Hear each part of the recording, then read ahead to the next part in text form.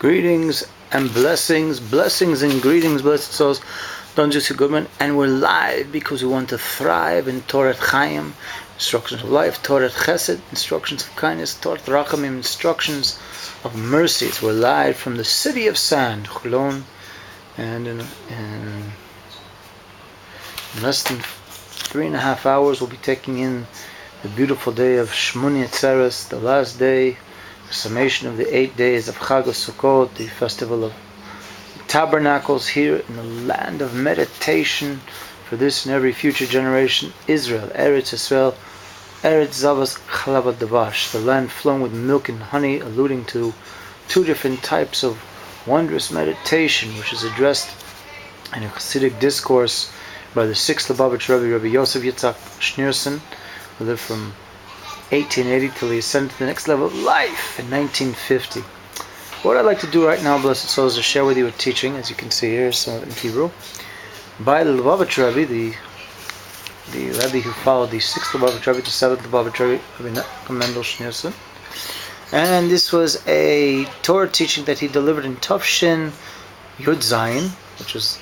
5717, 5,717 years blazing and grazing creation. And today actually happens to be the 21st day of Tishrei, 5,771 years blazing and grazing into the creation.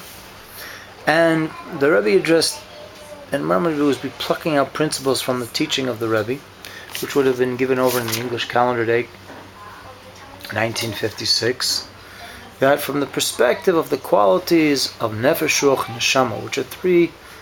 distinct qualities of the soul, as the Rebbe addresses them as the Nefesh, Ruach, Neshama, Shabbat, Neshama. And these three qualities actually enclose themselves in the human blessed body.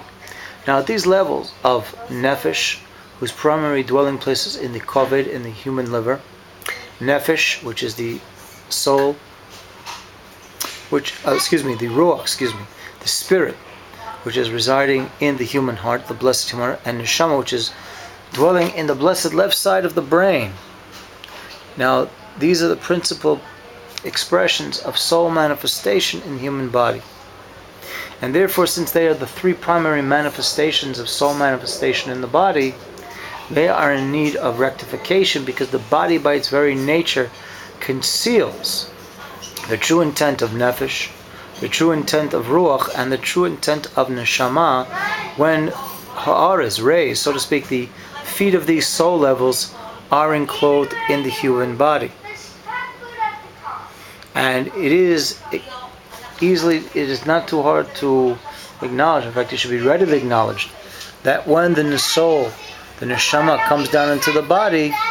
it is considered to be a Arida Gedola, a great dissension for the soul, and in particularly when it goes down into the body.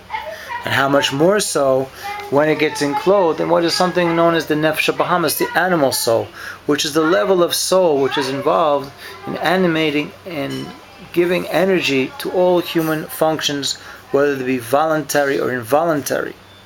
And the main consciousness of Nefesh Bahamas is to just keep the person's physical body alive. And that's why we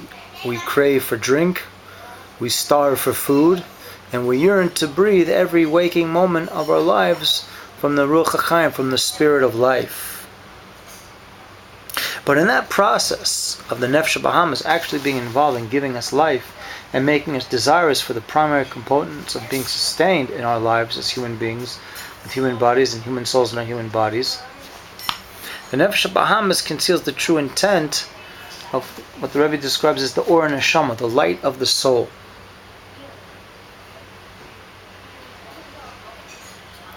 And the truth is too, that when the Neshama comes down to being clothed in the blessed human body,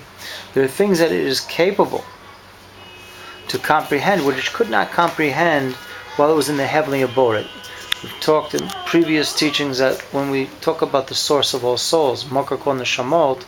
that there are allegorical statements made in the Torah Shabbat, in the oral Torah, which are called, for instance, Brecha, pool, Mayan, wellspring, Makar Kutzva Mimenu, the source from which one is hewn out of. And at those levels, pristine levels where soul essence is residing, whether it be of the blessed children of Israel or the blessed children of Noah, that the soul does not have a clear perception of the purpose of this world because it's not enclosed, or at least a part of it, the lower regions of the soul is not enclosed in the human body. But when the neshama gets enclosed into the nefesh bahamis, the animal soul, where in fact there's an overt effort made by the nefesh bahamis, the animal soul, to conceal and hide the light of the soul, or neshama, which presents it from getting a pristine comprehension of the elokus, of the godliness of divinity it had access to when it was down above. Up above in the heavenly realms, as we mentioned before, in the abodes of Brecha, of pool, Mayan, wellspring, Macha Chutzamen, or the source where it was hewn from. Okay, and with that being said, so therefore the human soul in the human body, as it manifests in the various distinctions of neshama b'moach, the soul in the mind, ruach b'lev, spirit in the heart, and nefesh b'kaved, and the soul in the liver, the human liver. Therefore, there is a need for awareness from levels beyond normal human awareness, because normal human awareness is normally connected just with the need to be in a state of perpetual self-survival.